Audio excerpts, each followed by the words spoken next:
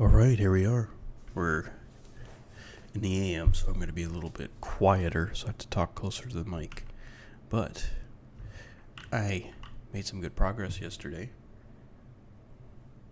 and I want to keep going. So we've been spending a lot of time on multiplayer code.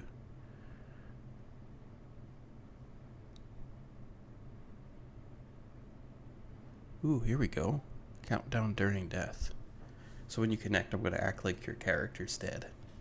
And then I'll count down. And then spawn your character. I think that would work out great.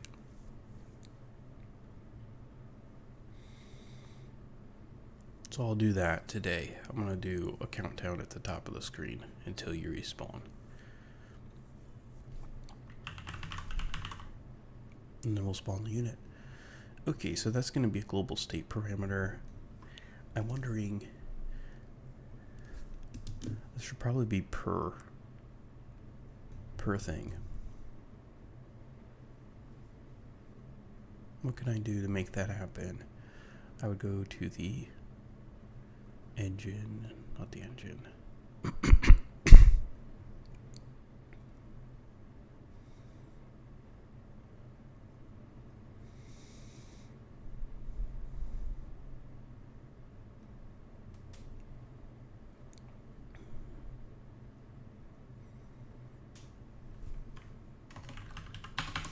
Okay, so there's two things. There's the entity, and then there's the client. And a client is different than an entity. So we wanna make sure that the client is the one that has more of this timer information. So I would say the client needs to have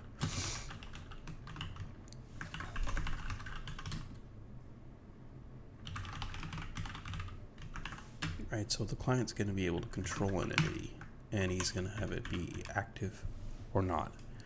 So when he connects and he exists, he's going to have active false. So then I had asked myself, like, what is the currently active player's entity or the server's entity? So that's something we need to address as well. I think the server can be like 0 and we start our client IDs at 1.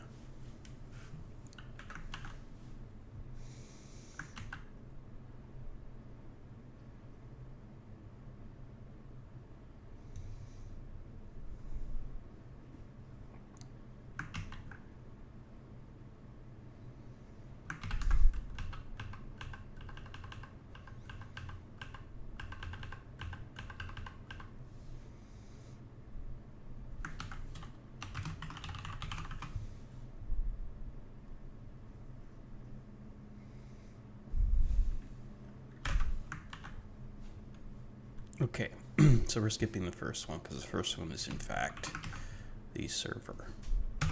And the assumption is that we're already connected. Okay, great. Do I want? Yes, I do want the client to have information about it that's beyond its character. That's kind of like his whole handle on the world. So, entity active. So then we're going to need the timers here. So I'm just going to do float respawn timer. There we go. Everything initializes to 0, but that's not what I want. I want the respawn timer to be initialized. So I think when I allocked these, I also did like a loop through them. So let me figure out where I'm doing the alloc. Am I not? I might not be. Let's find out.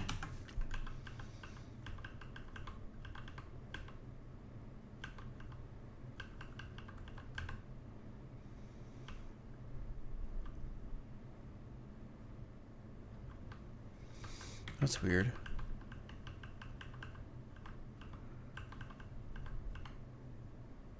Connected. That is very weird. And it makes sense. So, it makes sense because it's wrong. The way it's wrong makes sense. So we're going to do the init first. In here, I've got my player clients. Yeah, they're getting allocated right here. And then, this is a mistake. The great thing about this method is it really doesn't matter. But this is wrong. So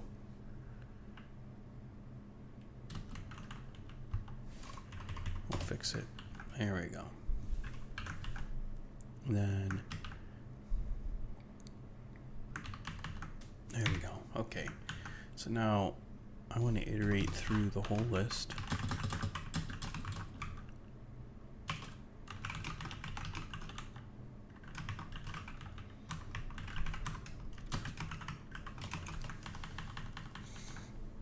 And initialize everything the way I want to initialize it, which would be I want to fix a few things. I'd like to have it be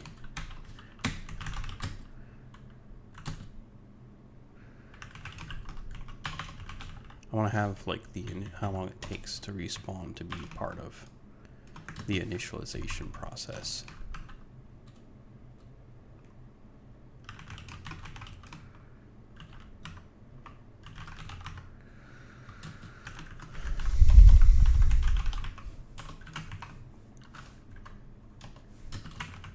Oh, the first one is the server, but when the server turns on, I'll force it to update the variables.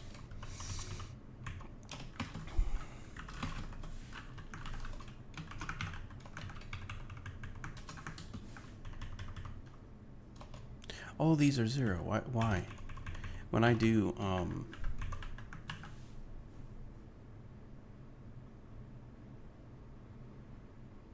when I alloc, everything's going to get to 0.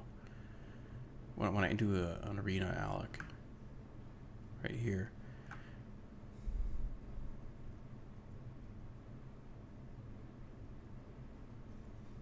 whenever I do this, I set everything to 0. So the only things I need to do or to fix are the pointers. And if I have defaults, I need to set them, which is respawn time. Let me look how I'm using my timers. So timer's the one with, okay, so time is how long it takes. So let's just say it's a 2-second timer, because that's enough to be visible. Okay, great. So now we have client respawn time.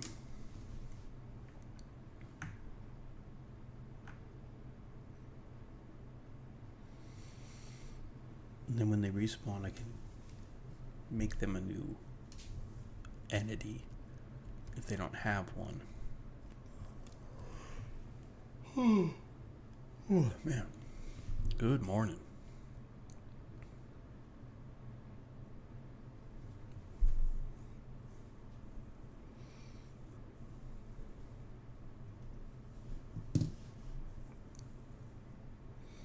So I want to draw at the top of the screen.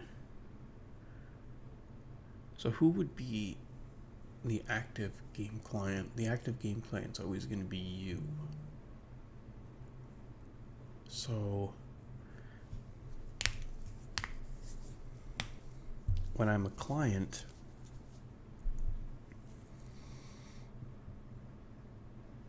I'm not going to have a game client. But when I connect, I'm going to have one. And I'm going to be able to put that user into the list. So I do need to communicate that. First step, let's get the server back running so that when you're a server, you're able to move around and have a character. Kind of like a lobby. So it's not a desolate wasteland.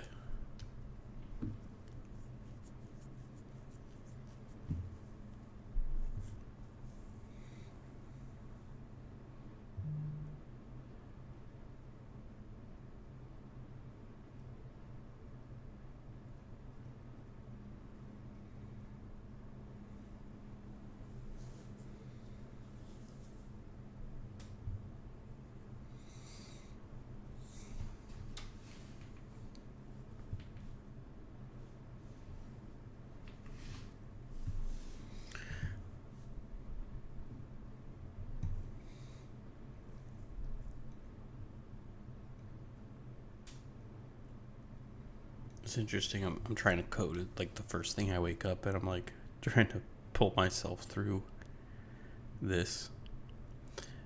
But I will make it if I keep trying. So okay, so the idea is we're going to have a countdown. Let's show the countdown first on render.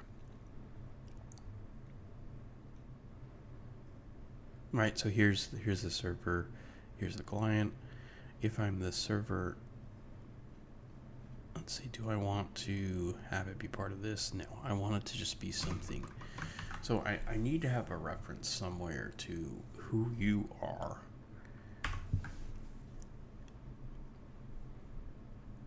Because I'm not going to look it up every 2 seconds. So I would have a pointer in my game state.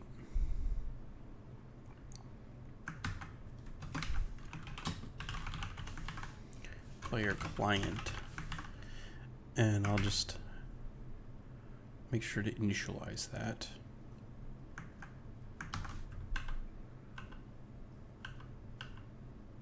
Oh, you know what? I get that from the outside world. So let's see.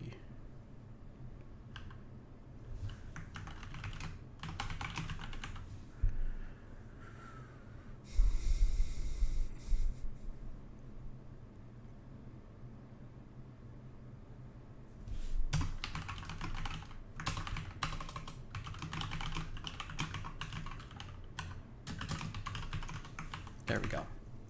So he's initialized to null. So now I want ngm render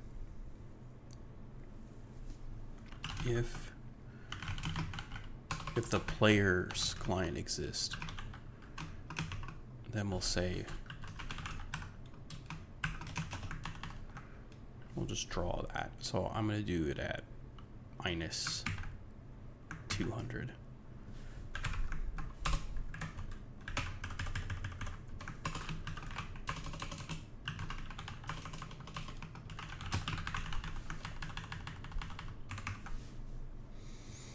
And this shouldn't work, or shouldn't do anything yet.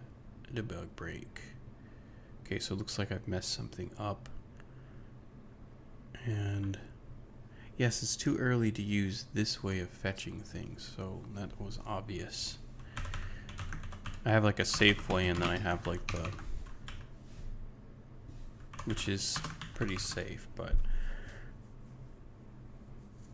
when I allocated this thing, hey, hello freestyle. When I allocated this thing, and I don't know, is it morning there or night there, but hello. When I allocated this thing,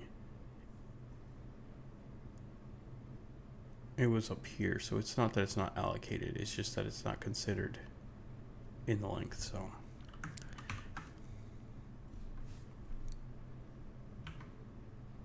Okay, why am I still getting issues?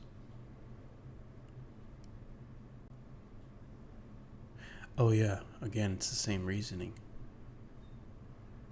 So, oh yeah, I'm not going to do it that way as well.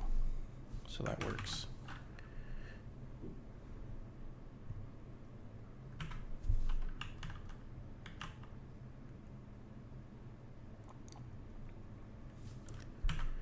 Okay, so good, it doesn't crash. Okay, so now when I press F10, it's daytime. It's like 6:40 a.m. where I'm at.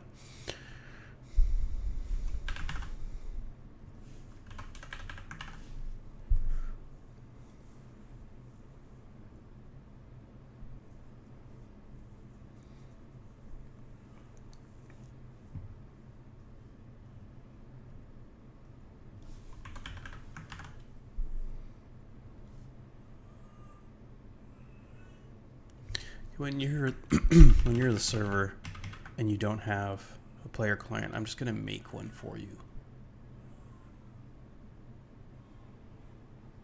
in the update loop.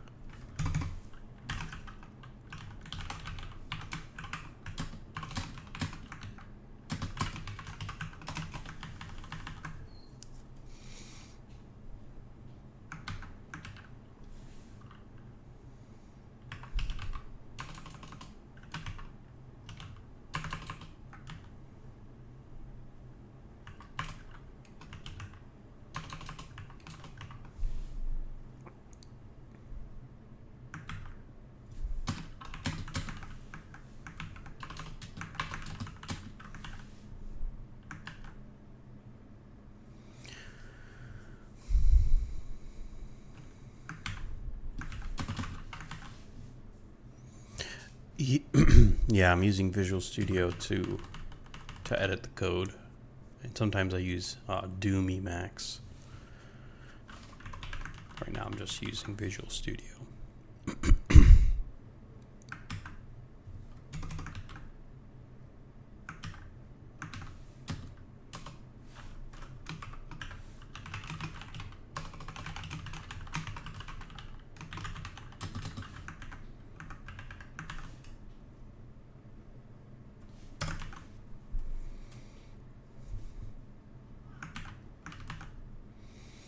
Okay, so this will set the player client, and then we're good to go. And this is just going to happen automatically. We'll just do printf server.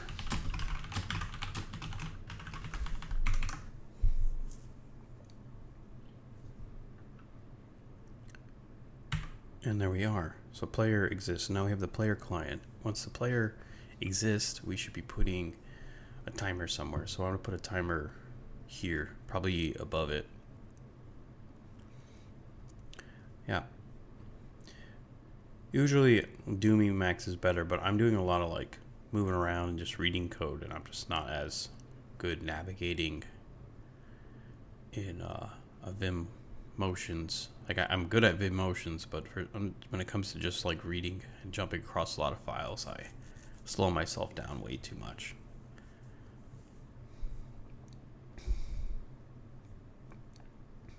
Okay, so once you have your player client, the timer can start. And so that's part of, it's going to be added to my updates. So I'll just take this. I think I should just have all the clients, iterate through all the clients and do their updates. If I'm the server, that's what I should do. In the player, the server is going to own it. The player will, it's better for the player to have an accurate timer, even if they're not the authority on something. So we need to make this happen.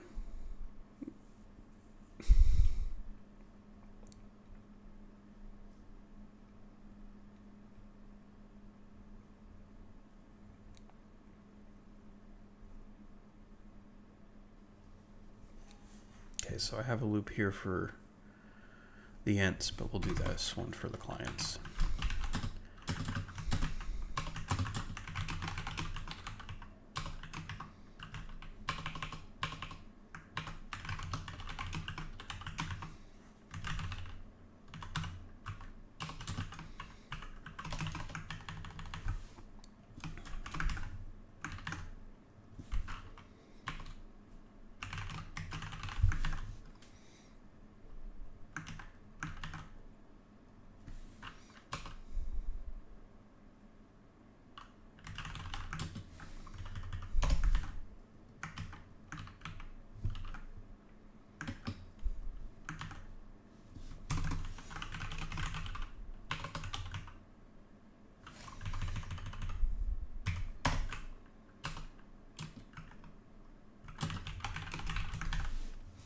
Okay, we add the time, and then basically just do the same format I've been using here.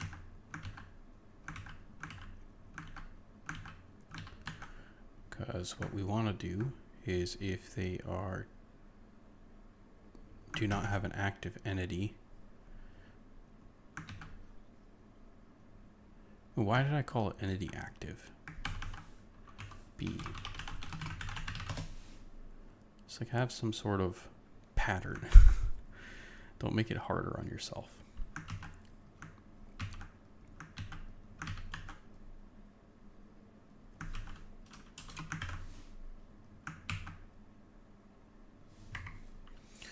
Okay.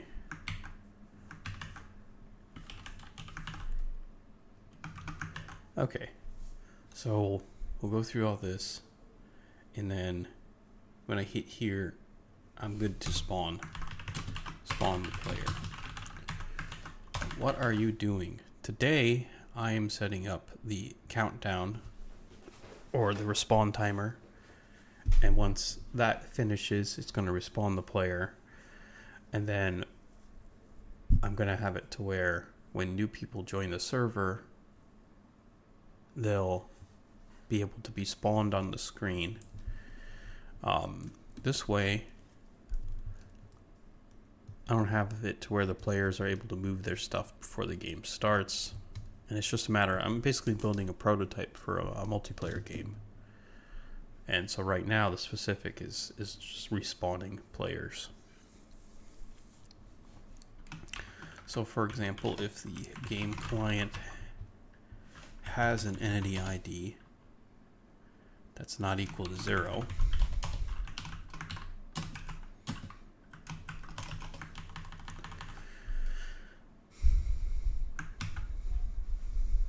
I guess -1 would be the indicator. If it has one that's not equal to -1, then spawn new, else fetch and update.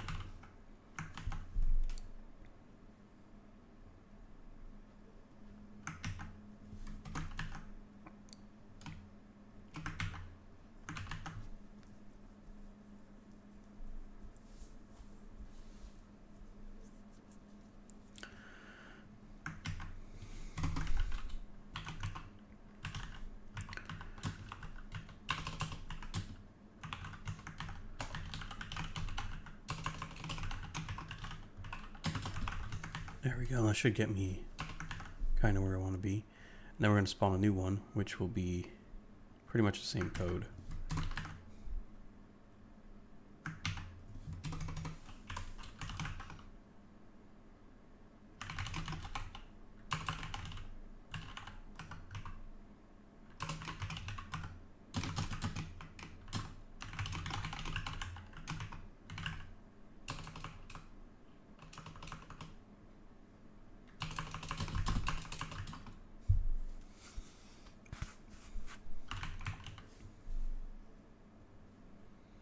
Hey, thank you.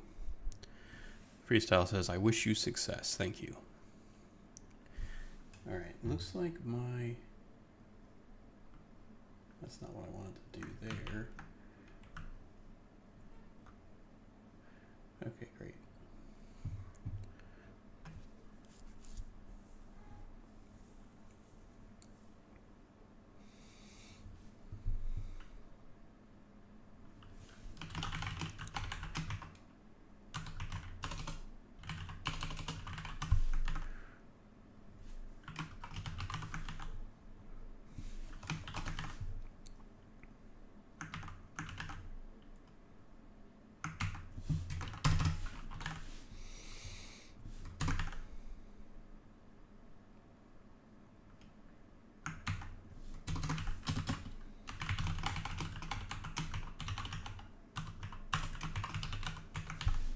Bam. So now the entity ID is populated, and here we are. So whenever the player dies, we're going to set their entity ID to we're going to set the entity to inactive. Okay, so now we have an entity ID. Since we have that, and we have the entity set up, we could do entity active,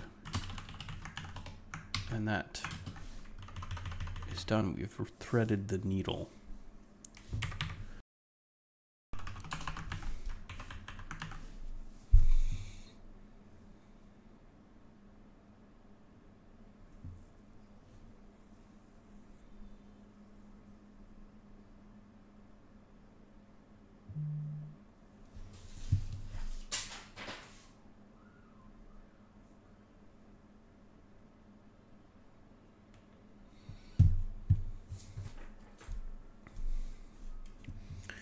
Okay. And we also want to set it to active down here. The entity ID is set again. Okay, I do think we're at a point where this would just work. See if I'm missing anything. I don't think so. There's one thing. Down here. This one needs to use create unit. And we need to give it, we're going to make him the king unit for now. We'll have to nuance this. We'll put him on team 0 and we'll do 150, 150. That will give me a unit ID, which, oh, no, this is the one where it exists. See, I did all this up here. I didn't need to do any of this because it's held by this. So actually, we would do that, grab all this, and delete this. Bam.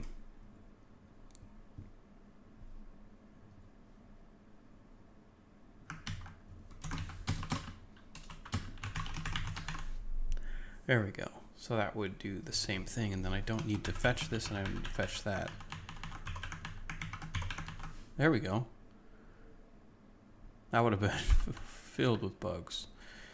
And then I think I need to do a replace unit, or kind of a respawn unit, which is kind of like create unit down here. Yeah. I will stay here for a while because I'm interested in programming. Great.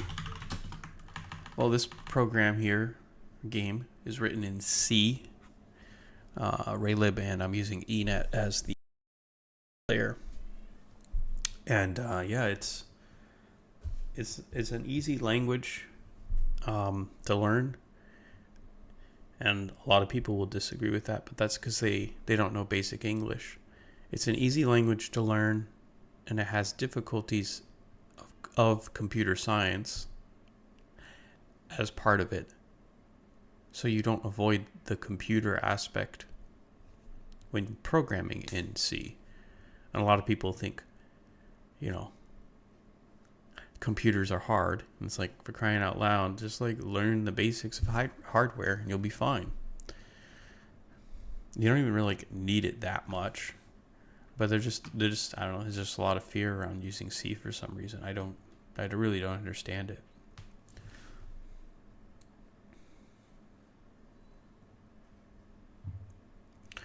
Okay, so the to do here would be use unit. It is the same as create, but it doesn't allocate. It doesn't increment length. It replaces at point. So then refresh unit would take in the entity ID, and it would just refresh the entity ID, bring them back to life, basically. And then these entities are going to need to have a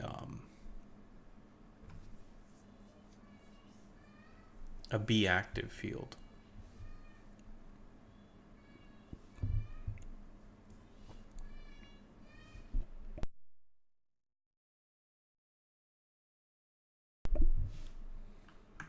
Because I need to be able to hide things as they get destroyed. And then that would allow me to reuse them. And then if I wanted to go crazy and make some sort of useful deallocation method, I could use piggyback off of this. But I need it just to be, I need it here for visibility purposes. So I'm going to do be active is what I'm going to use. And if it's not active,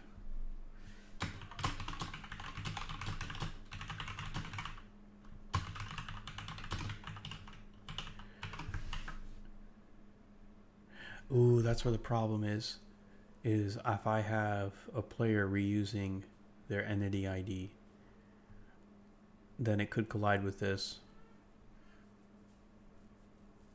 And then when I iterate through, so this isn't fully a deleted signal. It's, yeah, I'll have to think about that a little bit.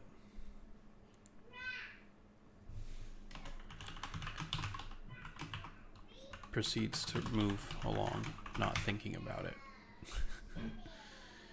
Okay, so then this one, I do need to get this now up here.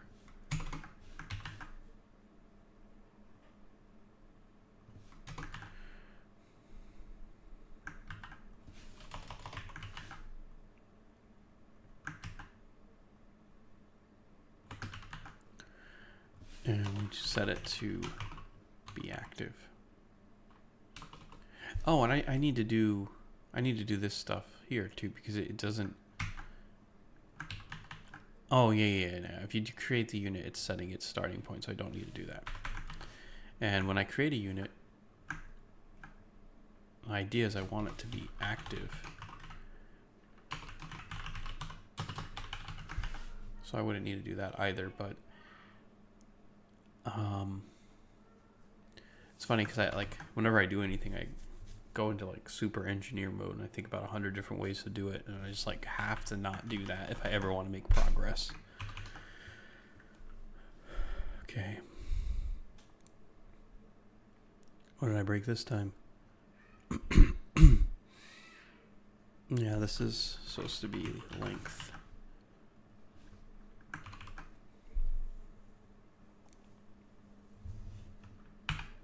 Okay, so I did not hit my create unit loop thing, so let's try this again. Okay, so I got myself a player client, and now that I have a player client, I should draw 3 seconds. Wait 3 seconds and see if the timer works. Okay, 1, 2. He's down here. He's down here, but I'm not controlling him. You see how he spawned? Watch. So I'm in server mode. He's not there right away. 1, 2, 3. He's there. So he is spawning, but I'm not being set as the owner, and so since I'm not being set as the owner, it's not doing any of the world stuff. So that's an easy fix. Something about camera. Right, because we're gonna follow the player's camera, and I've put blocks and things around our build. Yes, it's player. It's this thing right here. So I say game state pointer. If player entity ID is not equal to 1, that's what I need to set. So that's happening in update. And I shouldn't use player ID. I should actually use the issue right now is I need to make sure I'm not needlessly updating things. When this goes through, it's going to set the entity ID of the game client. So I could have the server control that.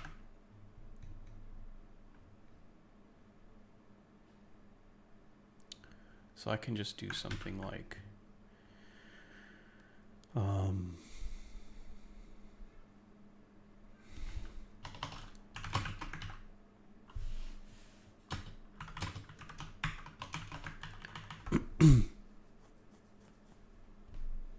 if the entity ID is equal to 1, then we're going to check and see if it does not equal null. And if it does not, then we'll get the game client.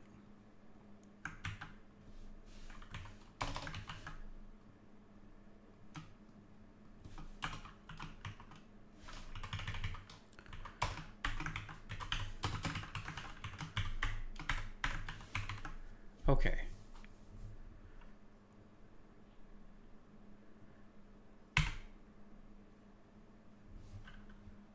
Something's wrong there. Yeah, totally messed up. Let's see what's going on now.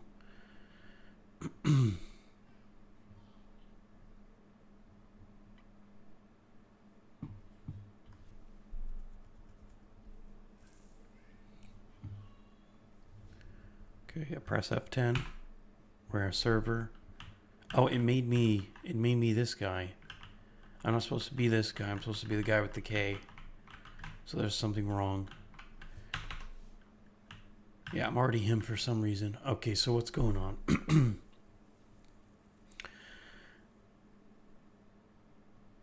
Maybe it's this. If it's equal to -1, we're going to set it to 0. The problem is that the entity ID. Oh, duh.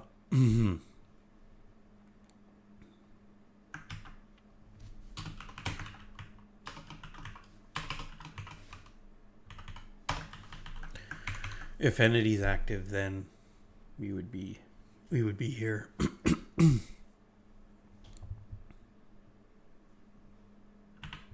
1, 2, 3, boom. All right, I've made it. Now on my unit here.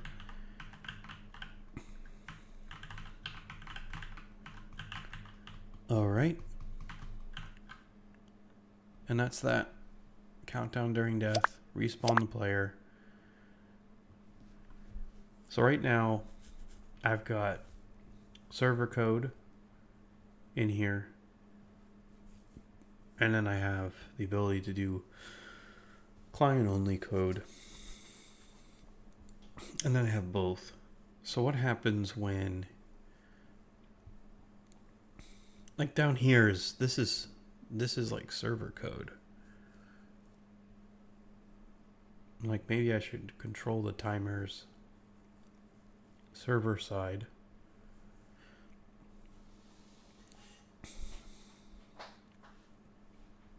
I'm okay with it being here, but the outcomes, like creating units and things like that, may be better suited in the server code.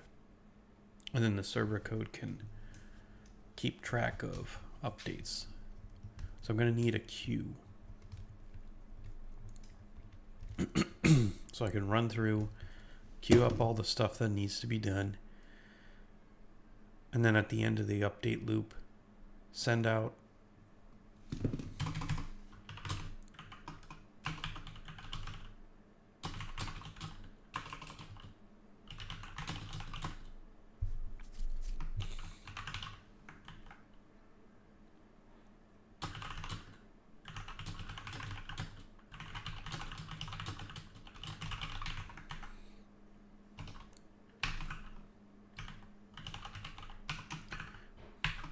okay, so if you're a server, you should update all of your clients.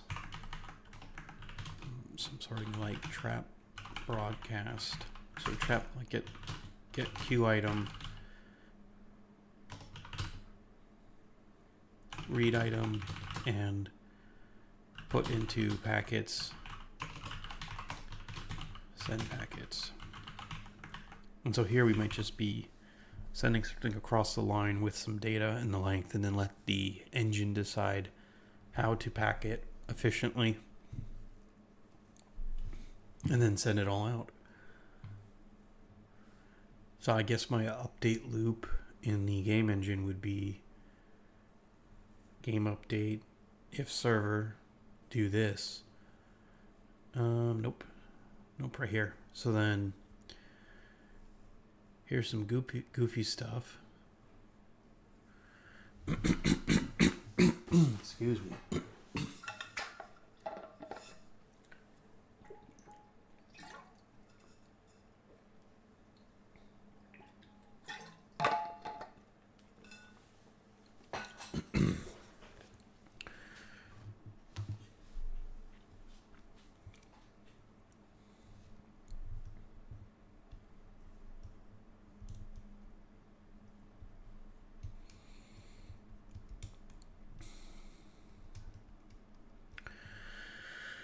I should probably just say what I want it to be like. So typically we've got trigger swap, key 0, trigger swap. Interesting. Okay, so I can force DLL updates with that. I've got my server, so I'm processing packets and then queuing events. Yeah, so that's this thing right here. The COM loop. So when you run this, it's then going to receive a bunch of packet information at the end of the update. that comes over here. So I'm making calls to the DLL. So then that the round come back over here, I should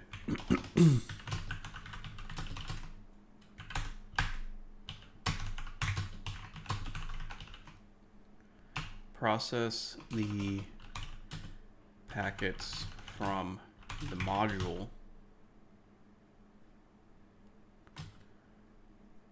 so they can be sent to the COM event loop. So I'm gonna want to receive everything from the server, and I'm going to be receiving packets from the client. So I would have server updates,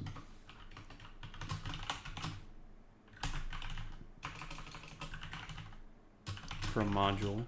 I would have client packets from client. So I need to use all the server updates have to be sent. This phone's blowing up. The server updates have to be from the module, need to be sent to client.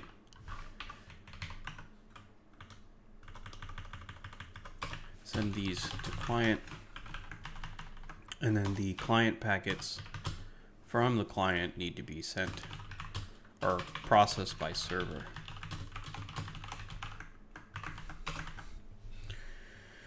So in the COM loop, I'm going to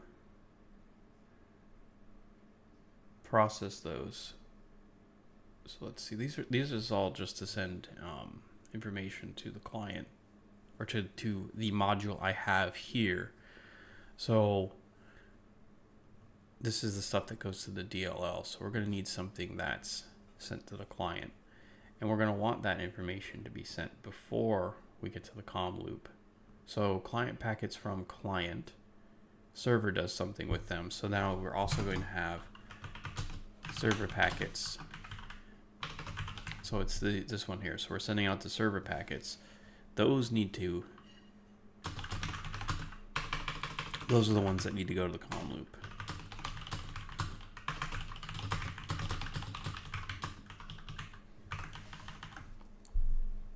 Right, because the server doesn't need to send the packets to itself. Although, no, that doesn't make sense. The server doesn't need to send packets to itself. The server needs to send the packets to the client. So the events get queued from the module. The module is going to then send that to the engine. So the engine gets it, and it's getting updates that it wants to send, the server wants to send out to the users. Those then get queued into the event loop here, and then that makes all the clients have the newest data. All right, well, that is the process I need to go through.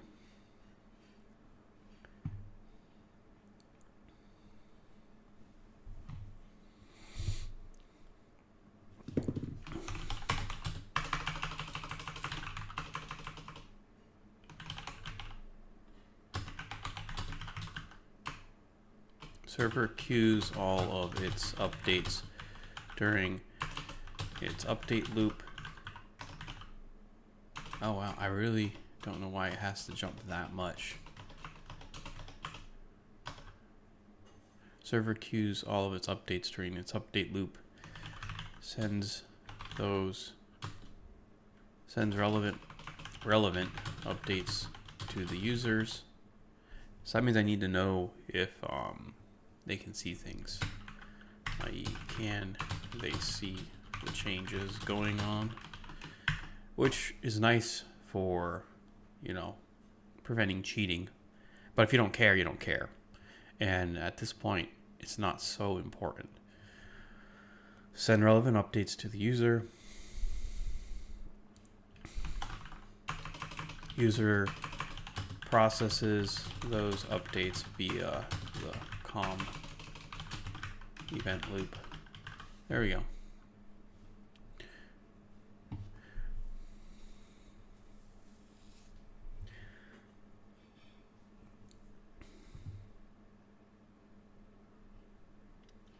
Okay, so if you're a client, you're receiving packets. So those packets are going to get queued. So in here, I need to write out the code that will do the sysqueuing. All right, so we're going to do sysqueue event, and then whatever this is, right? Send that across the bound. What game dev? I'm pretty sure. Let's see. So what I'm doing is I'm working on a multiplayer game where you have two teams and the world expands out from the center. So the battlegrounds grows between you and your opponent over time. So it gets bigger. The distance to your opponent grows. But at the beginning of the game, you're just like right there next to them. I'm using C as a programming language, Raylib to do rendering and input. And I'll use Raylib until I hit a limitation of Raylib that prevents me from making a production game. And I don't think it'll happen for this one. And then I'm using ENET for the networking. I'm following kind of a Quake 3 architecture. Why C? Because C is probably one of the best languages out there. Also, I'm not a fan of object-oriented programming, so I'm good at it, but I feel like it makes things really, really, really difficult for no real gain except not being good at using computers or, conceptualizing computers.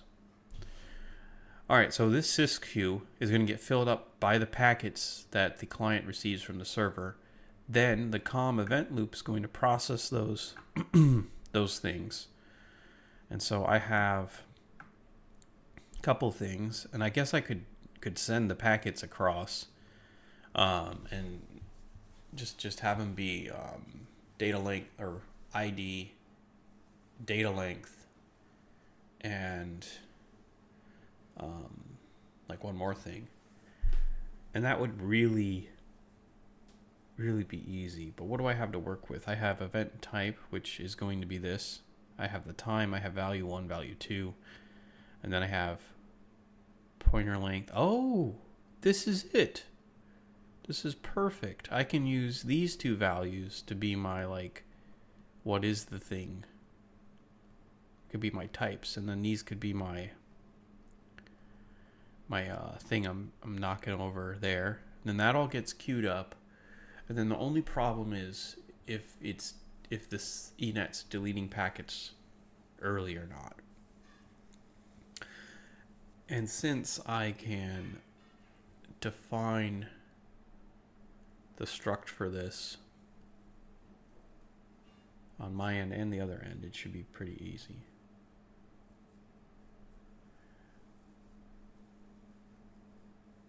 Are you making some kind of replication for it or event packets? I'm just trying to pass it across. I'm not storing anything for recreation purposes. I could do that, but I'm just taking advantage of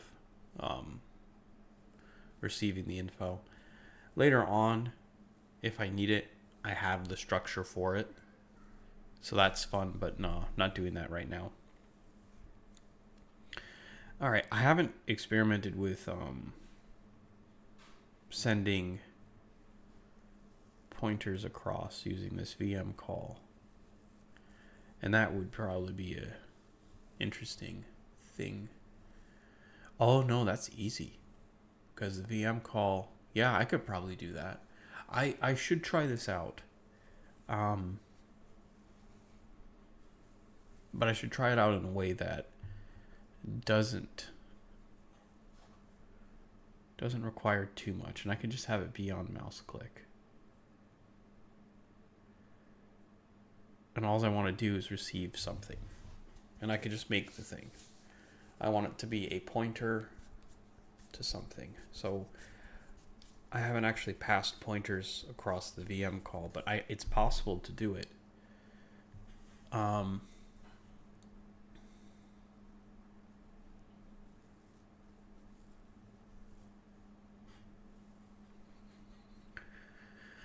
I really want to do it. And you know what? I have to do it. So let's just do the test. So em call cl pointer test. And then we'll do e value. Let's just do... Oh, this is a comma event loop. So not even that. Let's just force it in the game engine in the update loop. Just force a VM call outside of this loop. Where are we? Game event. Game update is what it's called. More than 1,200 lines for one file is kind of big. I don't know. Where'd you learn that? Did you learn that in college? It's not big. Matter of fact, it's like easy to understand. The thing about file size is I've got this file here as 700. I've got this file here is already 100. You know, it's just a consequence of, you know, programming. You're going to have a lot of lines of code. You know, you could be one of those people where you only want to see this much lines, but you're going to narrow your focus. You need to be able to read more than like 10 lines. Like, you need to be able to have like loads of code on the screen. That's a total myth. The guy who invented that, I don't trust that guy.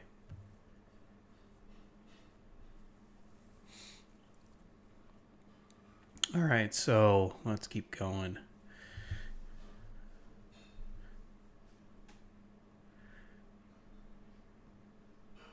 Game update.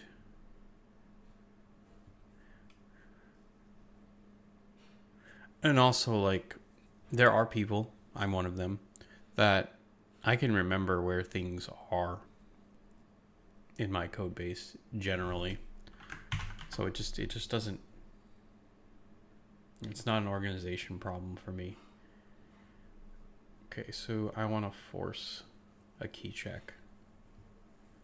When a DLL is active, I'll do right click.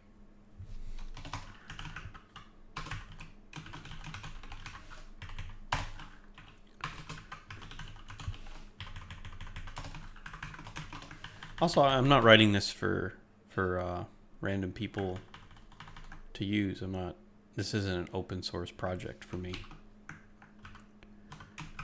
Okay, so then we're going to do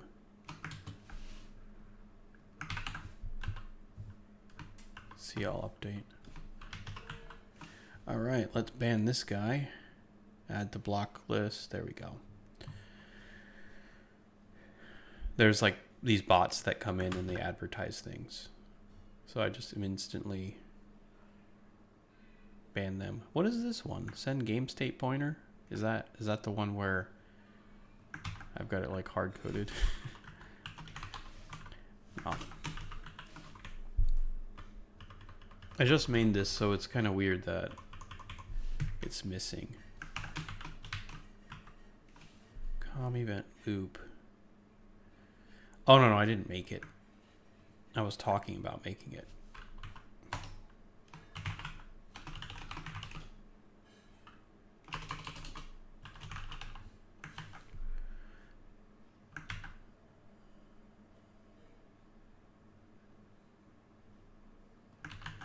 Okay, they're doing a test pointer. And what I'll do is I'll just send something. I'm gonna make a a struct up here and just have it go across. So let's just do something really simple. Test B. And we'll do int A, int B.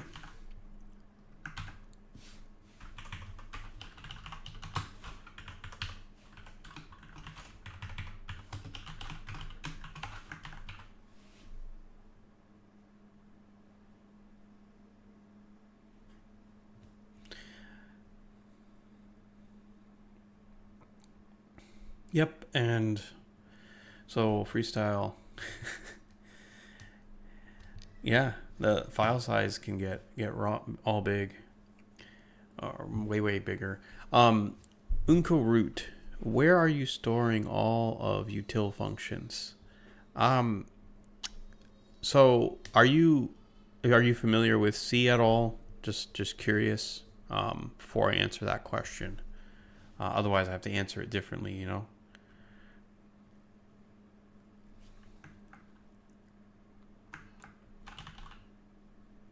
So I have test me, but I didn't make it.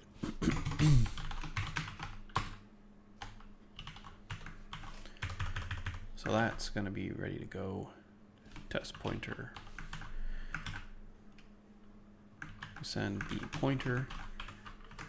And now in the VM call on my end, which would be in the DLL main, I want to verify that I get the pointer and that I can turn it into something. It's going to be a void pointer. So I don't know if args works the way, but you know, okay, not much. I'm more of a Rust guy than C. So I can put my utility functions wherever, really. So if I have utility functions, I will put them wherever. For example, I have my net module here, or net code, rather, not module, and the functions or util functions for that would all just be in this header file, and I just make use of them, and then I compile them into my main program. So I don't have like a util class. But if you want to understand the architectural approach a little bit, it's worthwhile to take a look at this diagram here.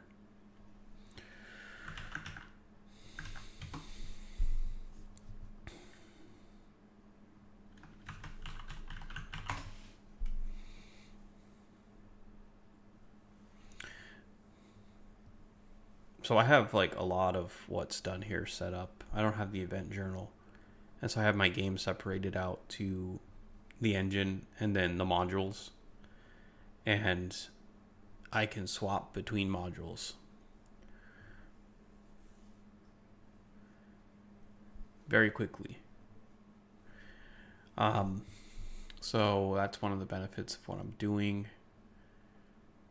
Test build C. Okay, so in here I want to respond to that event, and that probably is in VM main. That would be in DLL main. Okay, and in here I want to add a case. So this would be the new pointer, test pointer one, which is I'm totally going to delete this thing in a second. But I should be able to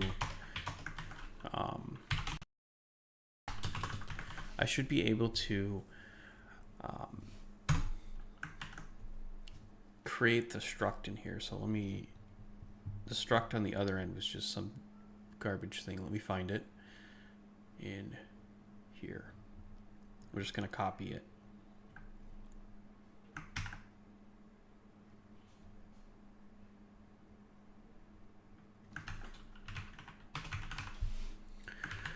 Okay, proof of concept will be if I can get a void pointer from VA args. And you know what? Probably can't, but we're going to just try it out.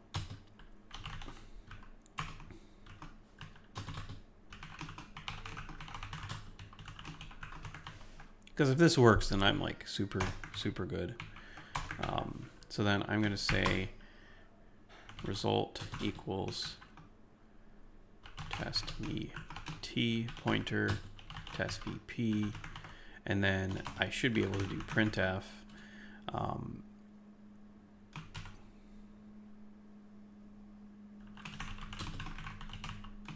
pointer passed, and do d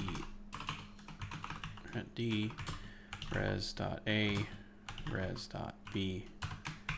And if this works, then I have just gained tons of power.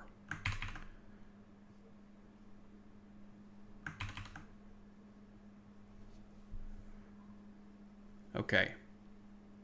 Jump in and I right click and pointer passed. Let's do this. we'll do a new line, close it, and jump back into the game engine. And so I have my test pointer. My test pointer, I didn't set it to anything, so it was kind of just, it's going to be like invalid. So instead of doing that, we're going to set A equals to 1, 3, set B to 0, 0, no, not 0, 0, that's stupid. We're going to set it to 5 eighths and run it. Okay, and then right click. I got a weird 0 earlier. I just want to see what that's about. Okay, that's fine. So we're right clicking and look at this. I didn't put a new line, I think, in the DLL main. It should be new lining. So what happened here? It did 8, 8, 8, 8, 8, and then it's, so that's the weird part, is it's supposed to be on a new line. So there's something odd going on.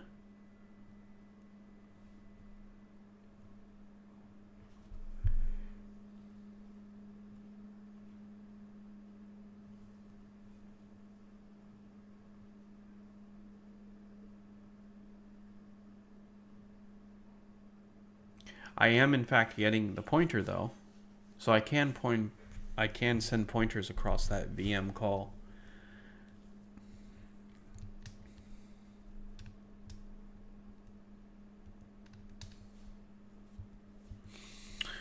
Oh, all right, that, and his void pointer at that, so that's everything.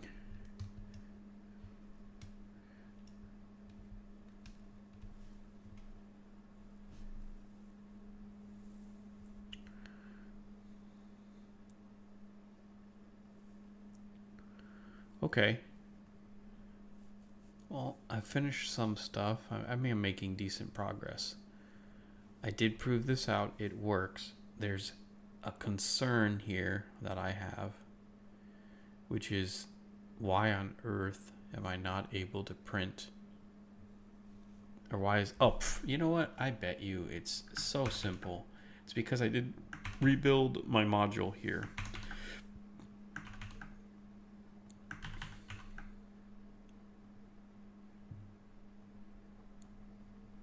Yep, look at that.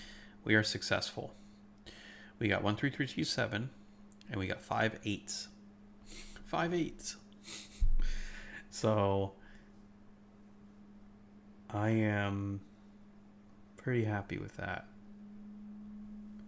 And I wonder how much information I could put in there. Probably a lot. Cool. So interesting. That means that I've got free reign to use the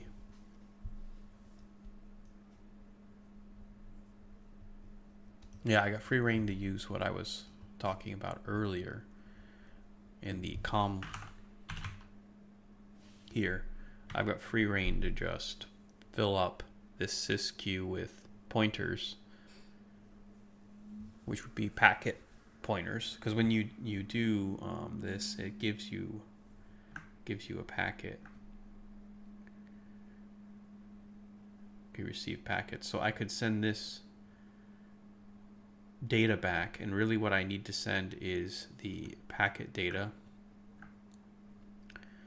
which is, you know, a char pointer, which is perfect, and then data length, which is size t, which is also perfect. So I just need to make a struct of these two things and then call that a packet. And then, oh no, add one more thing. What I need to send back is this, but then I need to send what I would consider the packet information. So in here, no, I don't need to do that. I just need to send the packet and the length. And then I'm always assuming that the first byte is the quote, the enum, or the int rather, representation of what type of packet it is, and then I process a packet and add its data length for that packet and keep going. So if I have something that says, let's say I have like my first one, which would be status update, and then I have player move, and then I have player attacked, target, then these are going to be like 1, 2, 3, or better put B0, 1, 2. Well, I know that status update might be a char pointer, or is a char pointer, so I'm going until I see my first 0 terminator thing. And also when I send it out, I'm going to stop at that first one. So that would be that case. And then here I would have two ints that come in, and once I'm done with that, the next read would again be a type. And so I could send huge packets of data, and they could be variable length and everything, because you could have a packet that's this one, custom, and in there it could have multiple packet types in it, or it could say how long this next block is and what I expect of it. And so I could really let that be a big chain of things. Okay, so this here needs to not only return an int, but it needs to pass back a pointer for a struct. I need to define the struct here in the header. The struct is going to be a pointer to the data, and it's going to be a char pointer. The struct is also going to have the data length.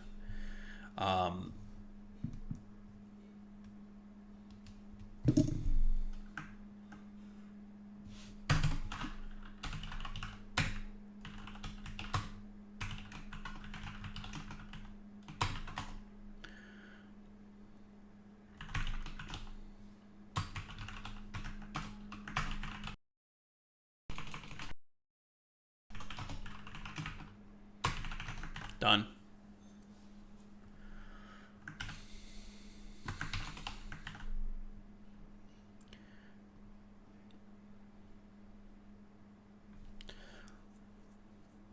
So then client here, we want to do pointer that, how are you undefined? You're right here. There we go. Data packet, and then data packet is going to be filled out when we receive a packet with its packet data. So that would be this dot length equals event dot packet data length, and then data packet dot data equals event dot, which is ultimately a int. Really? No. This is one thing about ENET that's really annoying, is there's a data part of the event, it says, and I probably should read the documentation, but sometimes you'll hit that and you'll think it's your packet data, and it's not. So this one's the one that should be a pointer, and it is, and this just turns out to be a character, so an unsigned char. So let's make this unsigned as well. And there we go. I now have my data packet being filled out. Do that on all of these. And there we go.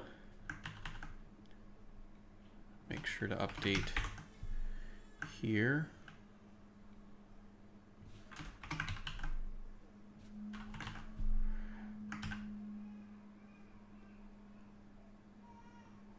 And now we're at here. And then I just do ENET, not ENET, GNET packet. It's our net packet here. Packet. Pass it in. There we go. So now we have our packet. Then I can do what we've been trying to do the whole time, which is packet sys event q event. This is supposed to be a packet.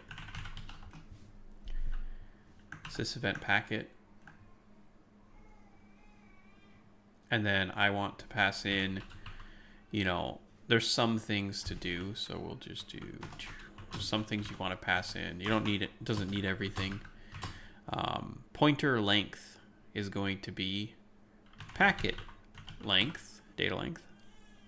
And then pointer is going to be packet dot data. And there we go. We've sent packets across the line. Ugh. So I should now be able to receive those packets in the module. In the COM event loop is going to send them out. So we've queued packets. And now we're in our COM event loop. We're going to now pass those across the line. I don't have packet in here, so let's just add it.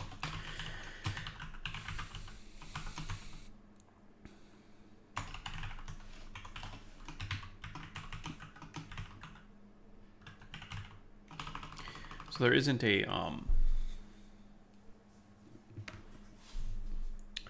thing here, but it's okay.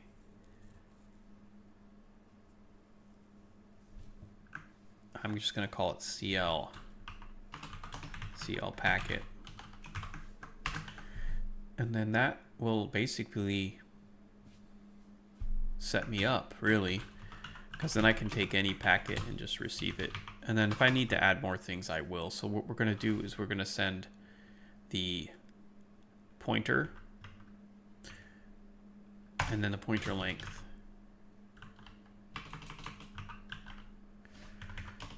Across the line. Okay. Jump back into DLL main. Case CL packet. Break. And then we'll do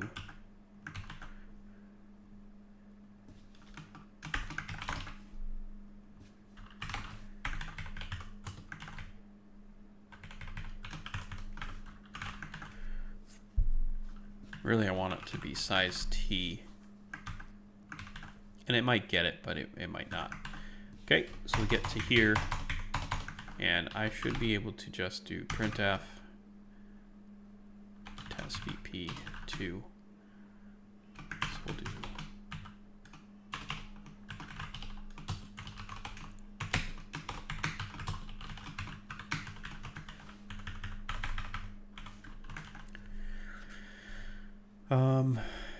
problem here is that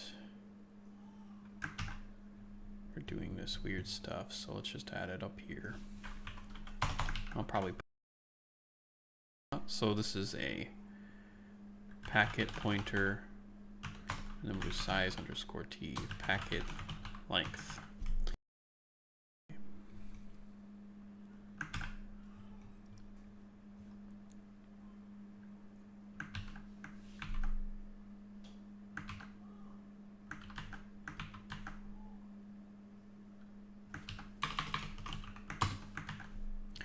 All right. So all this is doing is just printing the packet length. The thought process is I'm probably going to get this correct. A pointer is ultimately going to fit in here. So let's see what happens. This might just crash, really, but it's worth checking. So we'll load 1 and we'll load 2 servers up, and then clients up, and it crashed. Good. So I'll have to debug that.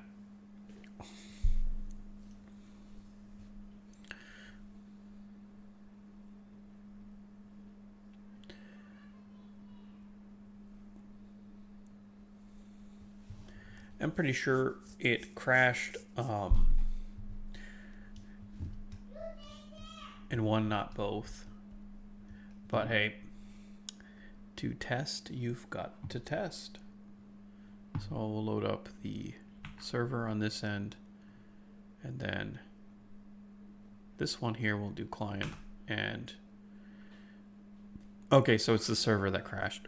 Good. So we'll do this again. Oops. Okay, so we're gonna load up the server. Server's going, and then we're gonna load up the thing. Okay, great. So this is okay place for it to have crashed. So it gets a pointer. See, test pointer worked before. Why is it not working now?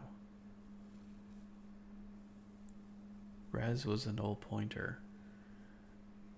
Yeah, but this was working a second ago. Oh, see this right here? I forgot. I don't have a break. It's great when the bugs are actually simple. Okay, we'll try this all again.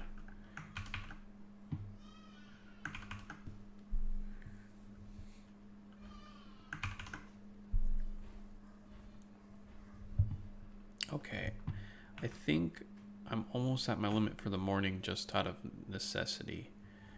But we got a packet. We've got some packet stuff coming through.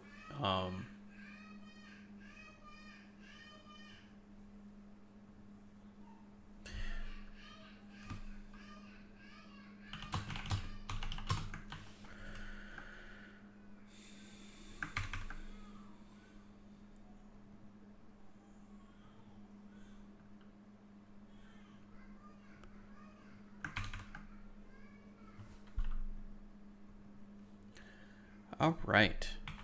Well, guys, this was pretty good today.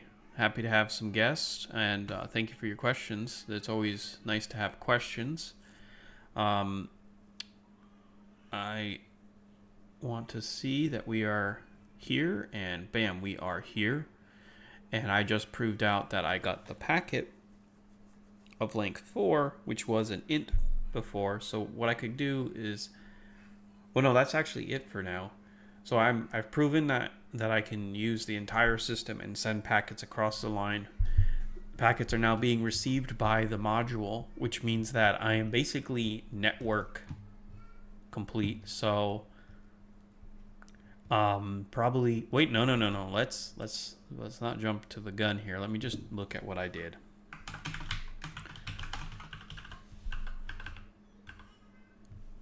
Yes. So the client is now able to receive packets from the server and send those packets to the module and let the module process the packets. So the engine's not going to do any processing of packets. It's going to just get the packet, send it over to the client. So we've accomplished what I've been trying to accomplish, and so now I have a completely language agnostic style approach where the module knows nothing about ENET. It's just consuming packets, which are literally a byte size int and an unsigned char pointer. Perfect. So I would say we've got multiplayer code very close. If I had said network code, I would have been done. But see, user updates those, processes those updates in the COM loop. That happened. All right, so I'll answer your question freestyle, and then I do have to go, everybody, because the house is waking up and I need to help. So, anyways, Raylib is a very, very nice library. It's probably one of the best beginner libraries for making games. Raylib's an awesome guy. There's like a Discord and everything. And so what does Raylib do? Raylib provides you a ton of utility helper methods and ways to do things.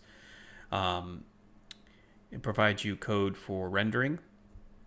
It provides you code for many keyboard, gamepad, mouse input methodologies, even touch. It helps with drawing shapes and things like that. It does a little bit of collision detection. You can load textures.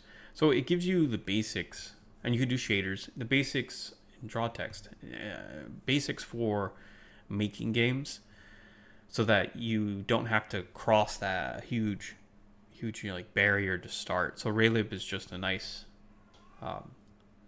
you could call it a rendering library, but it does so much more.